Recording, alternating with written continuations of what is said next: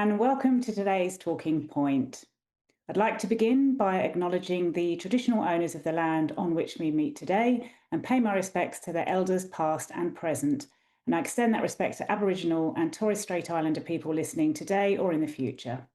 My name is Victoria Manning. I'm Head of Research and Workforce Development here at Turning Point and Professor in Addiction Studies at Monash University, and I'm delighted to be chairing today's Talking Point on drug use trajectories in Melbourne, how longitudinal studies can help us better understand people who use drugs, presented by Associate Professor Peter Higgs.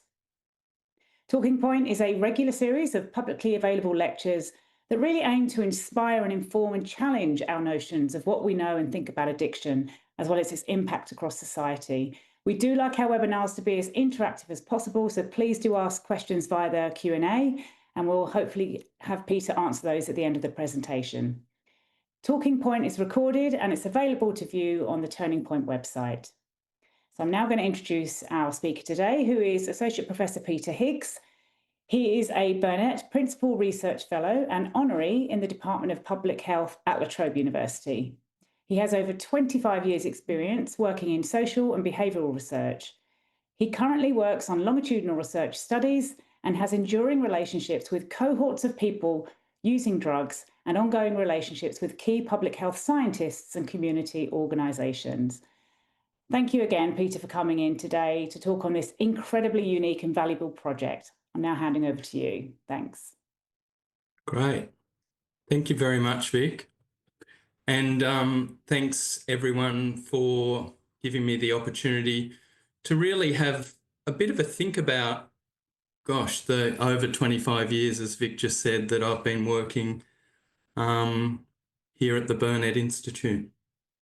So just to also acknowledge country, I'm just like to pay my respects to the traditional custodians on the unceded lands of the Wurundjeri lands that I'm on here in Kensington, and just to acknowledge that this country was never ceded, and pay my respects to First Nations people who might be joining us today.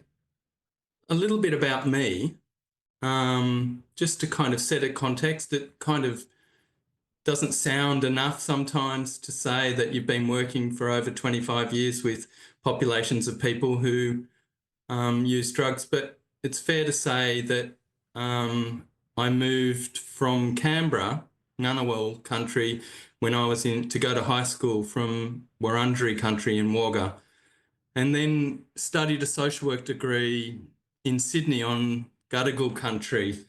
And then finally, at the end of that social work degree, had the opportunity to move to Melbourne, where I've settled on Wurundjeri country, on the Kulin Nations.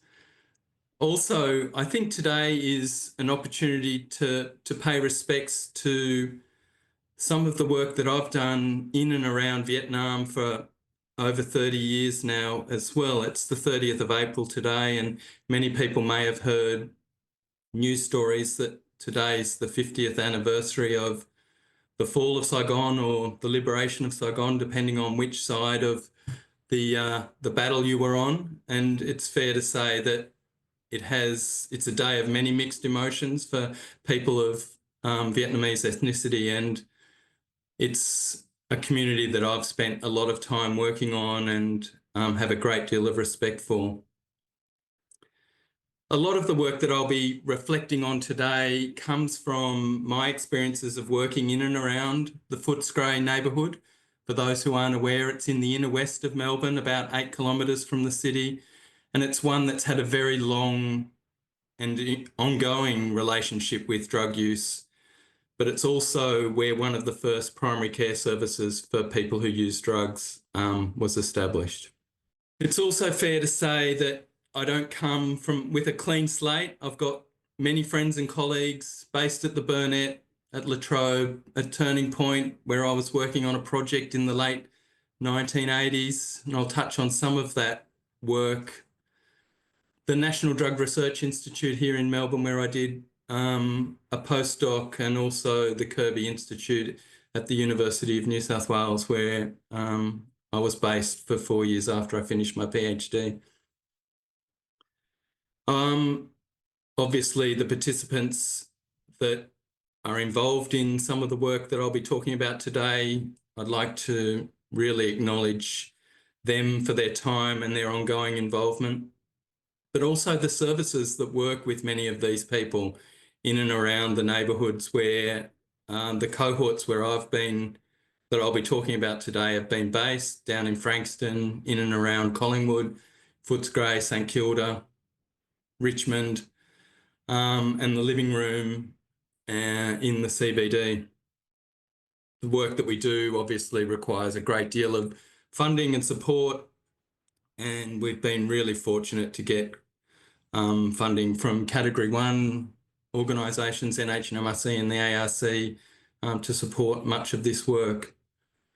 I'm also the Treasurer of Harm Reduction Victoria at the moment, and I'm an Honorary Life Member of Hepatitis Victoria and sit on the editorial board of the Drug and Alcohol Review. So it's fair to say that I've kind of got lots of different relationships and different organisational involvements that I guess feed into what it is that I've got to say today.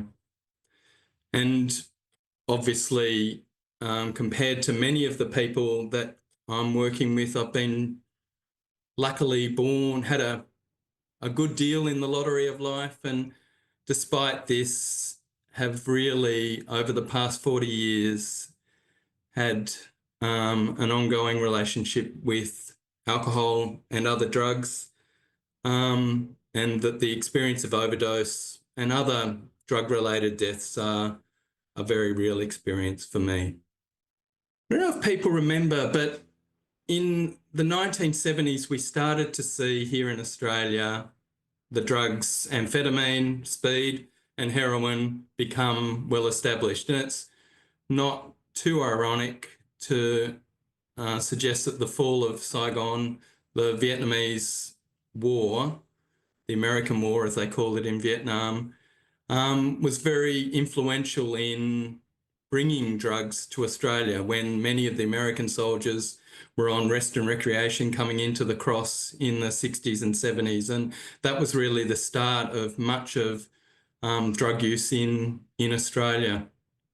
When I started at the Burnet in 1996, and it was younger people who commanded the most attention and the most interest, I guess, for people who were doing work with people who use drugs. They really dominated the street drug scene at that time, and younger people were really overwhelmingly the participants of the research that was taking place at that time. Burnet had just finished, when I started it in 96, had just finished a cohort study called the Victorian Injection Drug User Cohort Study.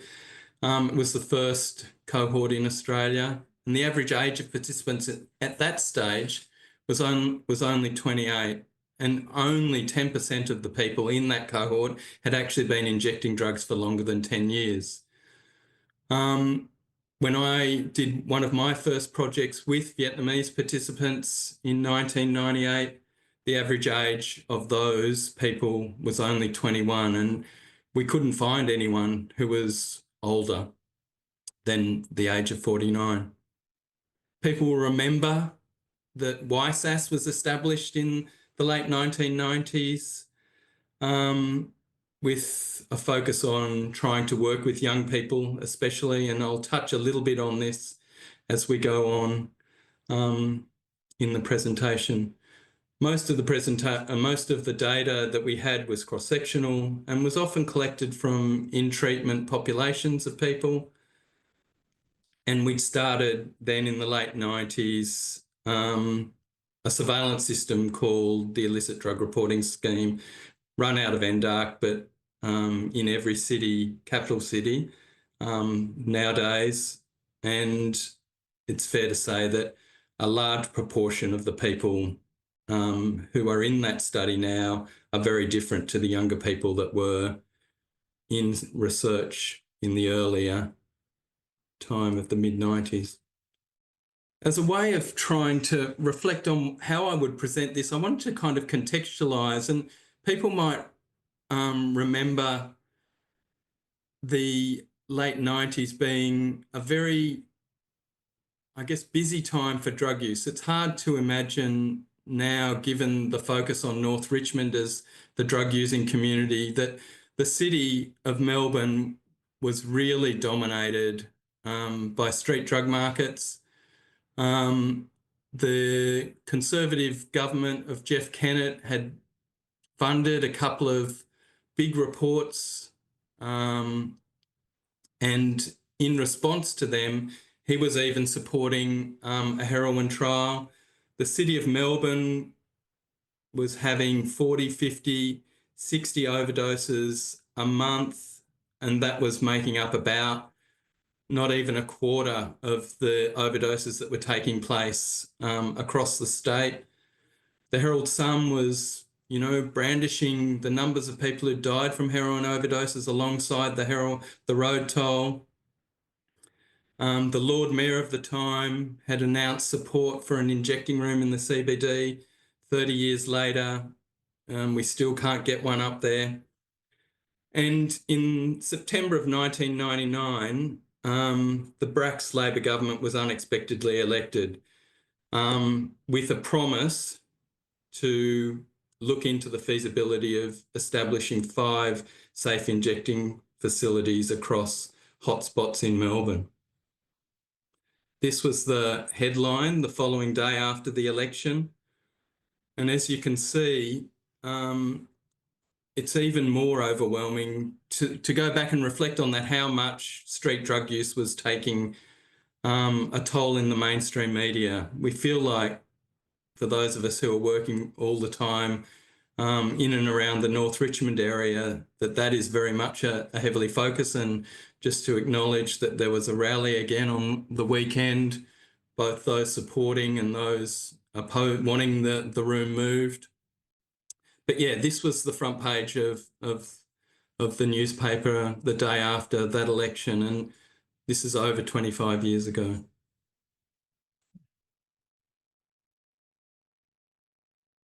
I was just reflecting with Vic before I came on here about this really important work coming out of Sydney. The Australian Treatment Outcomes Study was established in 2001, 2002, and it recruited 615 participants who were going to be followed up regularly.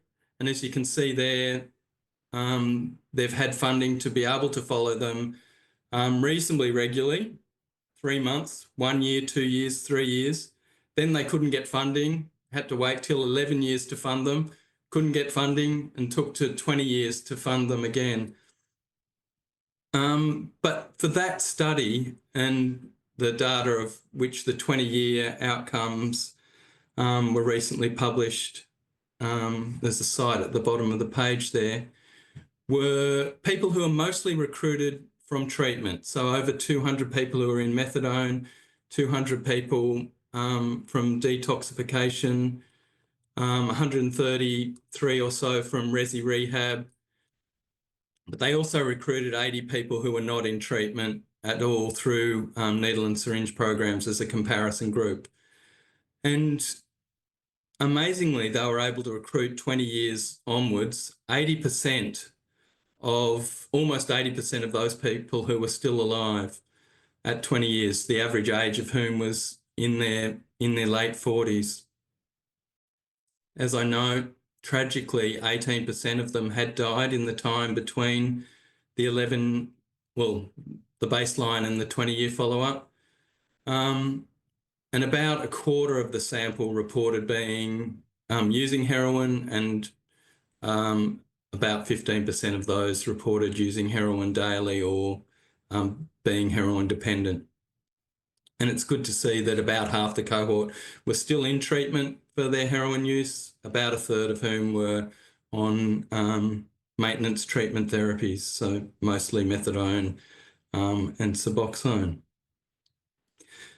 But importantly for this group, Murrell and her colleagues note that the relationship between detox and the poorer outcomes that detox actually provides for people, enables us to think more about the support that is required and the important role that detox plays in providing an entry pathway into other treatment options rather than being seen as a standalone treatment. By way of context internationally, there's quite a lot of work happened in a number of countries, of which Canada is probably one of the most well published. And this work from the Vancouver group, Dom et al., which was published about 5 years ago in Addiction, shows the enduring nature of drug use over time. And it really got us here in Melbourne thinking about how do we, I guess, collect data on people that's meaningful in the long term, not just looking at people in real time. And as you can see there, from this work, after 20 years of following people, you've got reasonably high proportions of people who are still regularly using and injecting drugs. This leads me to, I guess, the crux of the work that I'm going to be focusing on today, and it's the cohort studies that I've been involved with here at the Burnet. And there's 4 main studies that really have been amalgamated into one study now. The network study, which was established in 2005, was actually a hepatitis C transmission study, and we were looking at the role that injecting networks had in either protecting or facilitating the transmission of hepatitis C. When Paul Dietz came across to the Burnet from Turning Point, he brought with him funding for and the idea of establishing an injecting drug user cohort, which was designed as a natural history study to understand rates of mortality, health and well-being, looking at overdose, and a range of other things that are noted, including injecting related injuries and other chronic diseases. We were also at that time looking at the role of methamphetamine, and we established a smoking cohort in 2016 called VMAX. We'd also recruited men in prison and followed them for a couple of years afterwards. So men with a history of injecting drug use, we recruited them in the month before they were released to the community. And all of those different cohorts, we've come to basically roll them into one big cohort now that we're calling MIX-MAX. It includes about 3,000 people, and we're trying to interview them annually, and we get their consent to link their data to administrative data sets, and ultimately provides a really unique opportunity to understand this population in a way that no other studies really can. And as you can see there, at the end of last year, we had almost 3,000, well, over 3,000 now in the 4 months since then. We'd done over 12,300 interviews. The average age of participants was in their mid-40s. The average length of time that people had been in the study was a bit over 7, almost 8 years. The proportion of women in the study reflects the proportion of women in most studies of people who use drugs, about a third. And there's been a huge number of papers, I guess, published as part of that, about 200 across all of the different cohorts. So when I was asked to kind of think about presenting today, I really wanted to, I guess, reflect on how do we make the most of longitudinal studies like this? Like, they really are a unique opportunity. We have enormous amount of self-report data, as you can kind of imagine, with over 12,000 surveys from people. And what it allows us to do and what we've published on is how people are travelling in their personal wellbeing. So we're using scales to measure that, and we can look at it over time. So we're not just looking at how people are travelling at a point in time. We're also able to look at particular things that come up, and SafeScript was one of those. So that's something that's occurred since the cohort was established. And we can look at the impact that policy decisions like that have on people's lives. We're also obviously able to look at things like the evaluation of who's using the injecting room, and I'll spend a little bit of time showing you some of that data. Again, things like take-home naloxone are really important initiatives to working with the populations of people who use drugs. And so cohorts like this give us an opportunity to be able to measure the proportion of people who are getting training and how that's impacting on them, how they're using naloxone. We can do quite a bit of work around bloodborne viruses and especially hepatitis C. The provision of hepatitis C treatment became really effective in 2016. So we're able to look at how the uptake of that happened for people in the cohort.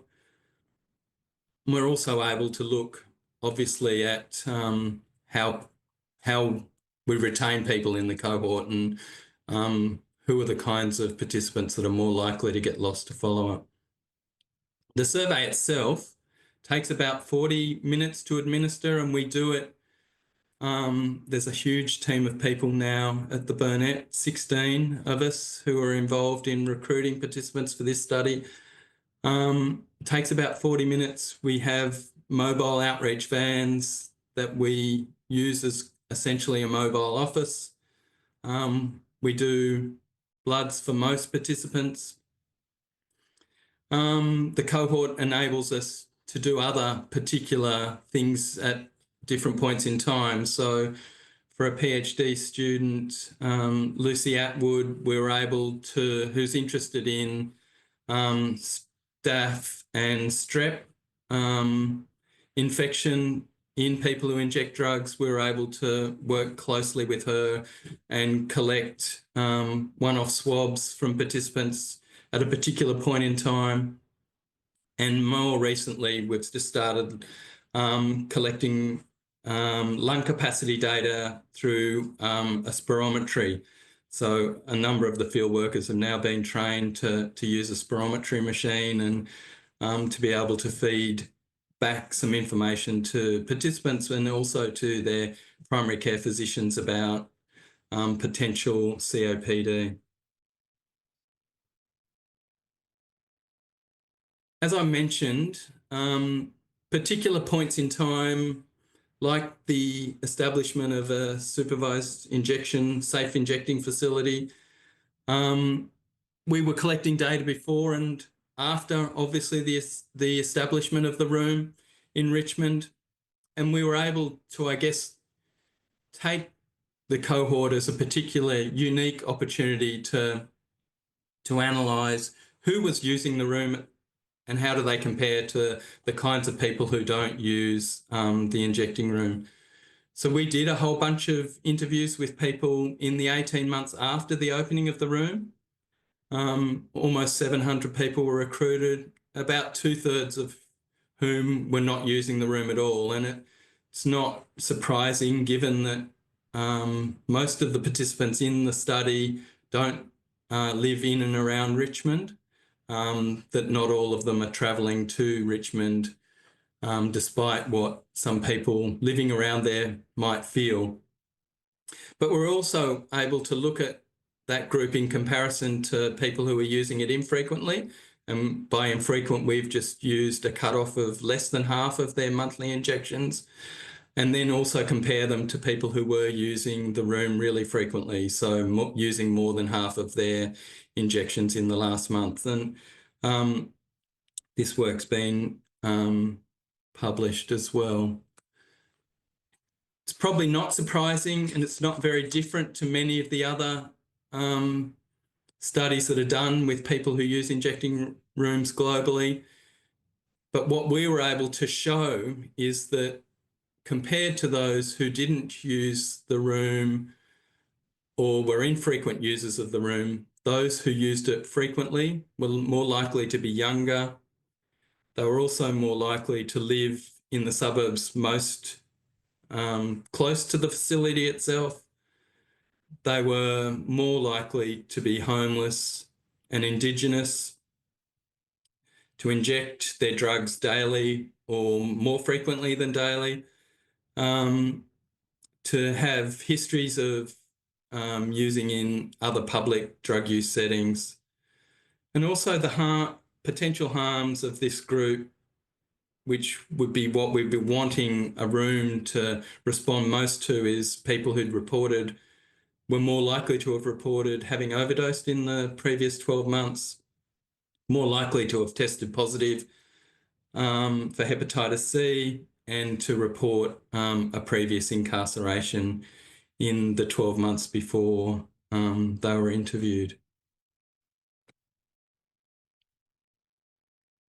As I noted, things like the introduction of take-home naloxone also gives us a unique opportunity to understand the impact of a policy decision or an intervention like that has on people in the cohort.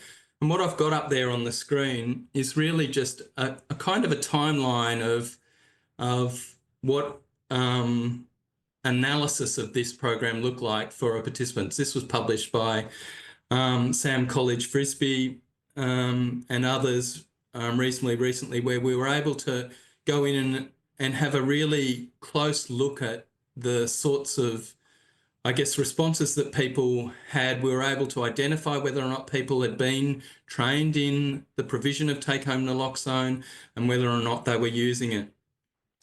And the idea for the study came not just from the introduction of the program, the take-home naloxone itself, but also of one of the barriers to the implementation of these programs being the perception that the increased training will lead to people taking more risks. So becoming lazy, for want of a better term, in relation to thinking about drug use, because they've got naloxone on hand, that there is some suggestion that people might take more risks.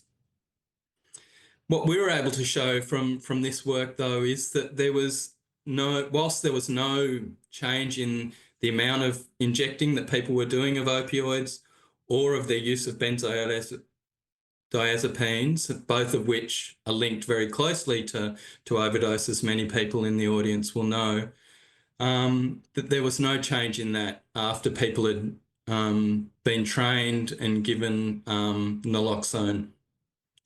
And that there was we could find nothing in our data anyway, to suggest that there was evidence that training was going to be associated with risk compensation at all from people. And this, I guess, given the expansion of naloxone since the completion of this study, we're able to continually monitor how the uptake of that is and the use of naloxone in the cohort, what that looks like. There's a number of other key opportunities for longitudinal studies like ours, and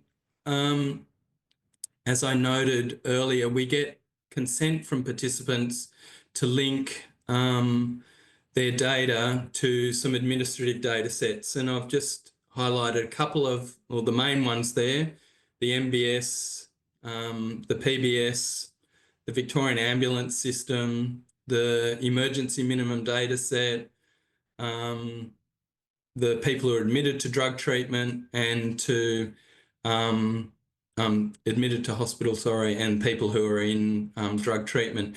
And as you can see there's a huge number of people. This was in the data that was linked between 2008 and 2018.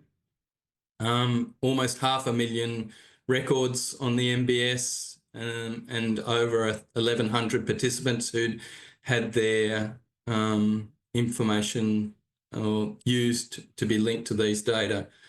We've also recently had Corrections Victoria consent to link, so we're able to now also look at people's exposure to the police or to police and to the prison system, and that's allowed us to really analyse a lot of things, not just based on self-report data, but also by looking at how people have responded to that.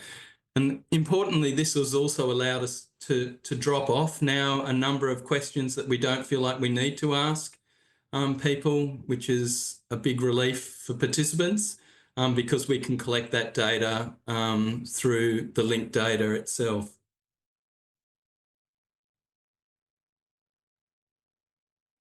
It also, I guess, longitudinal studies like this give us options to pick up on new research questions and to build sub-studies on the relationships that we have with these now 3,000 people in the cohort. So it's allowed us to look at things like vaping, e-cigarettes, the use of illicit tobacco. We've also picked up on the combination of heroin and meth injecting, which is something that's now been seen reasonably regularly, but was very uncommon early on in the study. A number of other unique opportunities to look at quality of life around people's oral health. I touched on the prevalence of bacterial and fungal infections. But paramount to much of this work is the fieldwork team who recruit and interview these participants every week. We've probably had about 30 people employed as field workers since 2005, and we've currently got a team of 16 who are all working part-time from a broad range of disciplines and including people with both a lived and a living experience of drug use. And it's fair to say that the relationships that we have and the trust that we engarnish with the participants means that we are much more than just collecting data for the people who are writing the papers. And there's a couple of really nice papers, one of which I'll go into a bit more detail on the relationships that we've been able to build with participants in the field.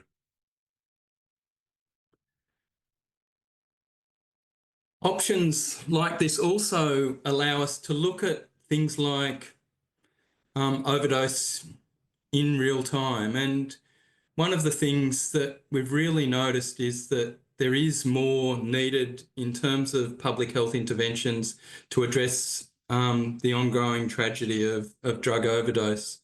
So we were able to use and to make value of the SuperMIX cohort, where we recruited 50 people who are regularly injecting and got them to wear a device, a Garmin device, for a month. So as we could really look at their heart rate, both before and after the use of drugs, we got them to record every injection that they did on a mobile phone and a smartphone and a red cap survey that we had attached to that phone.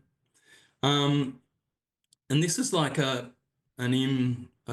guess a proof of concept study where we were really trying to explore the opportunities to look not just at what was kind of happening after the fact, but in real time. And we were able to get a sense from the participants. And as you can imagine, asking people to be this involved in a study isn't something that you would just do to anyone, and that not everyone would be interested in being involved. But once the month was up, over 8 of 10 of the participants said that they were likely or very likely to wear a device that was able to send an automated alert to themselves based on their heart rates, or to emergency services, or to friends. So I guess to flag that is one of the options that studies like this provide itself of.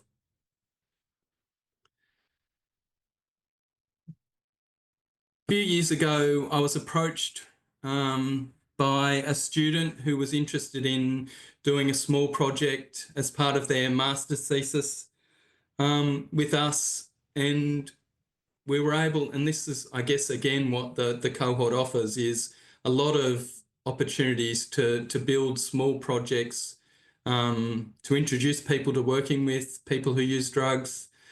And this study was one that we thought about a lot in the field team about what does participation, why do people keep wanting to be involved in the study, and how do we maintain their involvement in the study? Not well measured in a quantitative fashion. So had this opportunity to work with Bibi Berryman, who was a master's student at La Trobe, to interview participants about why they stay involved, and as part of her thesis and her Masters of Public Health. And what she was able to identify, there are a whole range of reasons why people stayed involved, but we also wanted to get a sense from participants themselves about the experience of what participation actually meant. Not surprising that the reimbursement was important. And also there's plenty of other work to say that there are a number of altruistic reasons why people maintain participation in studies. Most for cross-sectional work, so not necessarily for longitudinal work. So it was important that we asked people why they stayed involved over time. And one of the things that we really found was that the relationship with the field researcher was something that was crucial to having people involved. And one of the things that's been helpful for us in terms of thinking about our roles as interviewers is the importance of being non-judgmental. It sounds kind of simple, but it's not always easy to kind of do, and it's not always something that people who interview people who use drugs have as the way in which they do that work. We're also able to identify that treating participants as equals and listening to them was an important part of that work. One of the reasons for designing the study was we wondered how asking people about their mental health really regularly, whether or not that was something that participants found difficult to answer or repetitious. And there's a number of scales that we use in the study. So there is a bit of repetition in time, and that was certainly picked up by participants in this study. But one of the things that I was a little surprised about, but was reassuring to kind of hear, was that participants found the reflecting on how they're travelling to be almost like a check-in for themselves, and that participants reported even seeing that like a therapeutic exercise.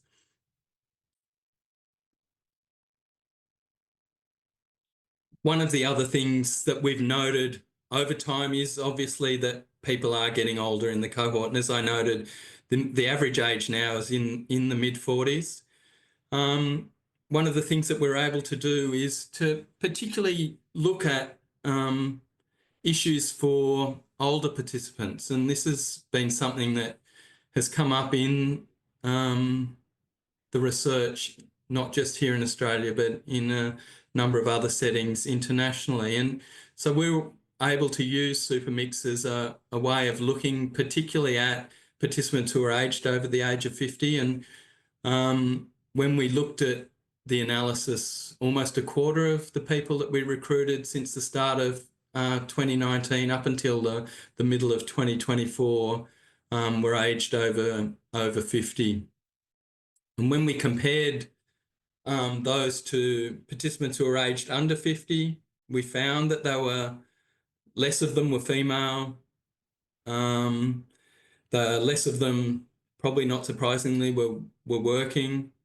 But also, importantly, we found that more of the people aged over 55 were living in, over 50, sorry, were living in stable accommodation. So again, one of those key issues that we look at in time is people's housing conditions. We also found, and again, this surprised me, that people over 50 were more likely to report injecting in the previous month. 21% versus 11.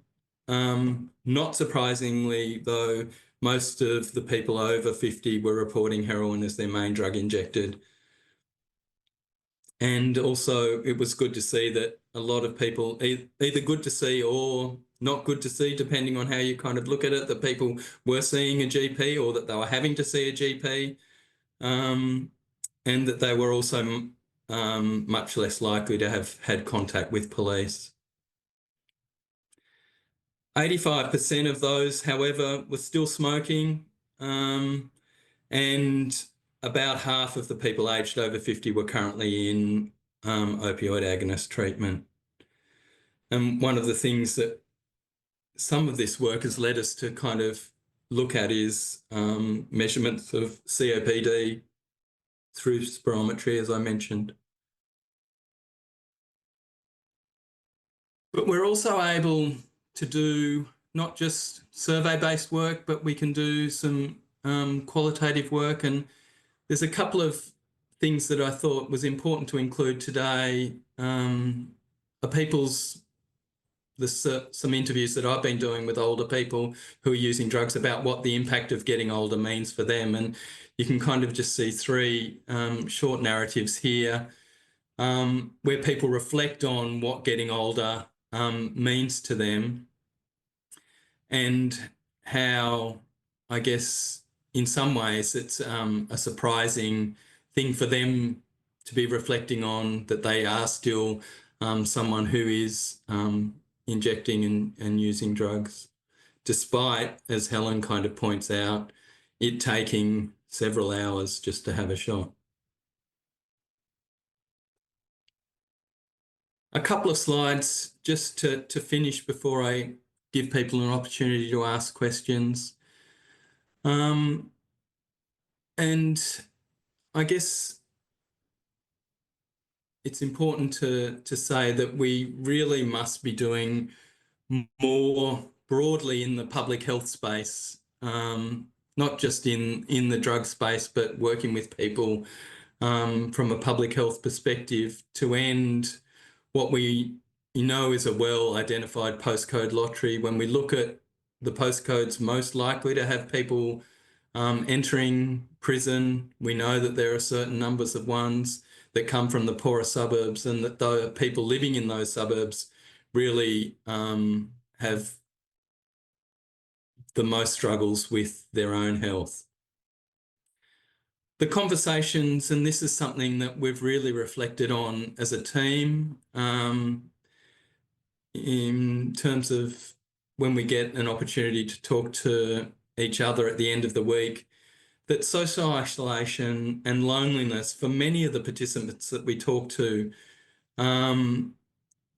is really having a massive impact on their lives, and that any opportunity that we can be doing to remove those barriers to isolation and to the loneliness that many people express to us that they suffer from will have a massive impact.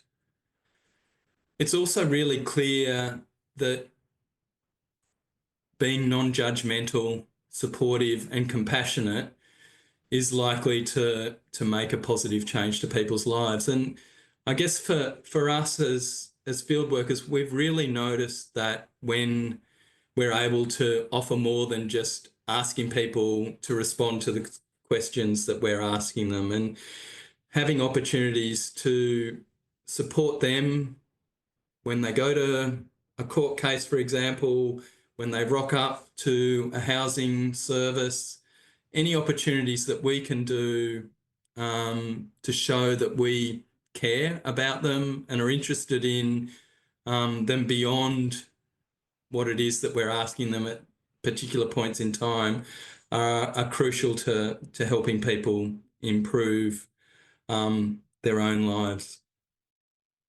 We know from the work that we're doing that there are large numbers of people who are continuing to use drugs, legal ones as well as illegal ones, and legal ones illegally, as is the case now with illicit tobacco, pharmaceuticals. So as people get on, we know that people continue to use drugs, but it's not all people that are using drugs that are doing so problematically. So it's made me really think about, are there particular subpopulations of people that we really need to be putting more efforts into or paying closer attention to? And the ways in which we do that might mean having conversations with people themselves about what is it that is important in their lives, and how can we incorporate that into the work that we're doing, to the questions that we're asking of people, and to the, I guess, the policy responses that we're helping to shape. So just a final slide, and I kind of dragged out of the hard drive 2 old photos of mine just to show and remind myself how things were at the time. And a photo of the team there taken really recently, most of the team, not all of the team. But I guess it's a reflection and a reminder that there is limited amount of work done with women who use drugs to understand their use of opioids long-term, both licit and illicit. So especially looking at women who are long-term participants in methadone and other OAT programs. But it's also a reminder that there's a whole lot of other things going on for people that have a massive impact in their lives, including the housing that they have access to, the employment and other income generation opportunities, and how do we garner consolidation for that. The role that the NDIS plays in people's lives, and there's a larger proportion of people, a lot of whom have had a brain injury, who might be on the NDIS. How do we look at a scheme like that, and how does it support people who are participants in a number of our research programs? The unmanaged mental health, a tragic consequence of which we saw in Footscray less than 2 weeks ago now, where a young Somali guy was killed by the police. And we see unmanaged mental health really very regularly in a number of the people that we're interviewing on a weekly basis. We know that participants are members of families, have their own families, and have enduring relationships with other people. So having a better understanding of what that means for them is really crucial to us understanding how we can make improvements to their lives. One of the things that, having had methadone and other OAT established for well over 50 or about 50 years now, means that we've got a huge number of participants who are long-term in opioid substitution treatment. The availability of that now on the PBS has meant perhaps that people are staying on in a more stable way. Again, this is something that the cohort itself provides an opportunity to look at, and some quick and dirty analysis seems to suggest that we haven't brought lots more people into treatment just because we've made it cheaper. But there's certainly some evidence to show that people have perhaps stayed more maintained in the treatment program that they're on. And also, I'm really interested in what happens to those people who haven't necessarily had regular treatment but are still using drugs regularly. What does that look like for them?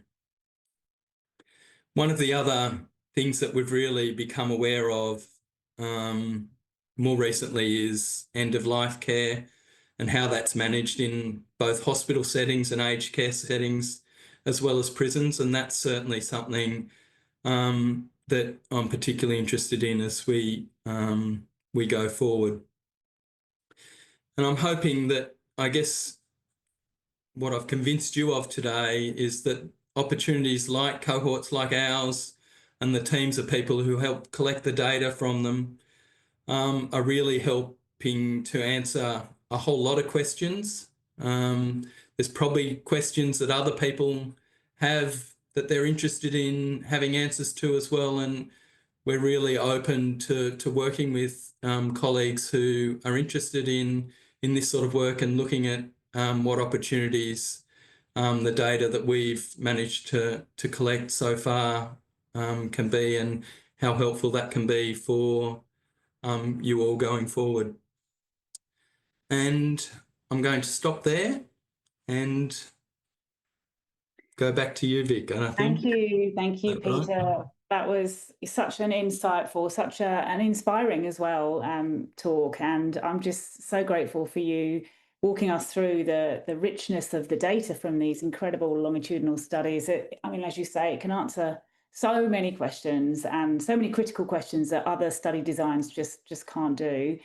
And it's really testament to the hard work of the team and the generosity of the participants to really be able to provide those insights on not just substance use and patterns and changes and things like that, but the impact and access to other health, social and welfare services. And I was just reflecting on the fact that we've got hopefully in the next few months a new AOD strategy being launched here in Victoria, and so much of your presentation sort of highlighted some of the policies and priorities that will hopefully be part of that strategy. Yeah, so we do have a couple of questions. One is around whether there are specific AOD programs or support that are aimed at this over 50-year-old population. Yeah, thanks. I know of some work that was happening down in the Peninsular area, and the OWL service, the older, I can't remember what the acronym actually stands for, Yeah, older, wiser, or living. anyway, but there is, I'm not sure if it's an ongoing program, but yeah, there's certainly plenty of opportunity for things like support groups for people who are older. We obviously don't offer programs ourselves through the cohort, and but we do come across a number of people who are getting support from primary care services or other health and welfare services that happen. Yeah, thank you. Yep, the older world lifestyles. Yeah, and maybe Ka-Seong can let us know whether or not it's an ongoing program or whether it's just something that did happen in the past. Thank you for that. And did you see the question from Nick Foster? I did. Yeah, Labour and disconnected community. Yeah, really interesting. And I guess where this comes from is the fact that people who are having weekly or monthly injections means that they have less requirement to attend a service on a daily basis, like they might have to if they're being dosed for their pharmacotherapy in that way. I think it really has. There are a whole bunch of people who are so happy not to have to turn up every day to be dosed, but haven't necessarily thought about what that daily dosing has meant for them and the connection to their pharmacist. And certainly a lot of conversations that I've had with pharmacists over time, how important they are to some of these people's lives, and of being able to check in with people on a daily basis, or to remind people who haven't checked in for 3 days, how are they going, and those sorts of things. I think it's a really underexplored area, Nick, and again speaks to the whole idea of isolation and connection that comes up regularly for participants. Absolutely. And I know we do have a lot of researchers that attend this series. So, I was just so impressed with, 7.5 years, I think you said, was the average engagement over the course, participants engaged in the study. Yeah. And you touched on the importance of researcher building those relationships in the field and the rapport. But I'm just fascinated. How do you manage to keep them engaged for so long, and even just recontacting them? I mean, we struggle to do that often at 12 months with people who are seeking treatment. How do you keep track of them? And it's I guess we go every week to the same sites, so we have a weekly presence with our outreach vans. We use Facebook a lot, amazingly, which is another thing that kind of came up really since the study sort of started. That sort of connection through the things that people have on their Facebook pages is phenomenal, to be honest, and being able to track people down and not everyone being very savvy around privacy and those sorts of things. So we do use Messenger as a way of checking in with people. We ask people to provide us with a stable contact, and maybe that'll be a partner or an ex or a parent, which can be really difficult if we haven't seen someone for a few years and we've got people ringing parents who haven't necessarily seen their child for a few years or whose child has died in the meantime. The experience that has on the fieldwork can be really tough as well. But yeah, I guess it's sustained presence. It's not just ringing people not just chatting to people when they're due for an interview. It means just checking in with them, giving them back their blood test results. So, that we have a week or two after we do an interview with someone, we're doing a check-in. If someone's been particularly unwell or vulnerable at the time, they've told us about a court case coming up, we might make a note of that and just give them another ring, find out how they're going. There's all kinds of things that we do. We just don't, I guess, leave it cold for the year and then try them again. Yeah, no, thank you. They're really useful kind of strategies, and I'm sure there'll be lots of researchers appreciating that. Amanda is asking if there's much research in the area of end-of-life support for people who use drugs. There's not a lot of area. There's some work that's happening at Western Health, and Grace Fitzgerald, who's a young medico doing her addiction training, and some other colleagues of hers have been looking at this issue because it's something that they've come across through people coming through the Western. Whether or not there's a formal research in this space, I'm not aware of it, but it's certainly an area that people are looking at. Philippe and John Cook at Western certainly is something that they're interested in exploring, and they've had Grace, I think they've just had something recently published in the MJA. It was more like a commentary piece or a perspective piece on why this might be an issue for people. So I think in terms of formal funding for particular research, it's not something that's up and running yet, but it's certainly something that they're aware of. Thank you, Kostyon, who's provided some details there on the owls, and Nick. I completely agree with his sentiments that Peter, you are the epitome of non-judgmental and how to engage this population, and you have so much to offer the research and other worlds. So thank you. Unless we have any other questions, we might. There's one on gambling there I saw from an anonymous person as well. It isn't something that we've looked at particularly in the cohort, but I know that Rebecca Jenkinson was doing quite a bit of work, and mostly around alcohol use and gambling, and the plethora of advertising based at on football now and betting with your mates and all of that sort of stuff, it becoming something. I think it's an area that really is open to look at that area, and I'm not aware myself personally of any work in that space, but I'd be surprised if there isn't. work that's already happening or been published in, certainly around alcohol use. Yeah, whether or not other illicits are having an impact, I'm not sure. Oh, well, we're going to have to bring it to a close, unfortunately. So I wanted to thank you, Peter, again for your amazing talk today. Thank you for your questions, and thanks everybody else for attending. Look forward to joining you next month. Not next month, June, around the 20th, I think it's 25th. We have Dr. Nadine Ezard, who will be presenting on lisdexamphetamine in the treatment of methamphetamine dependence. So join us again then if you can. Fantastic. Otherwise, have a lovely afternoon. Thank you, Thank everyone. you.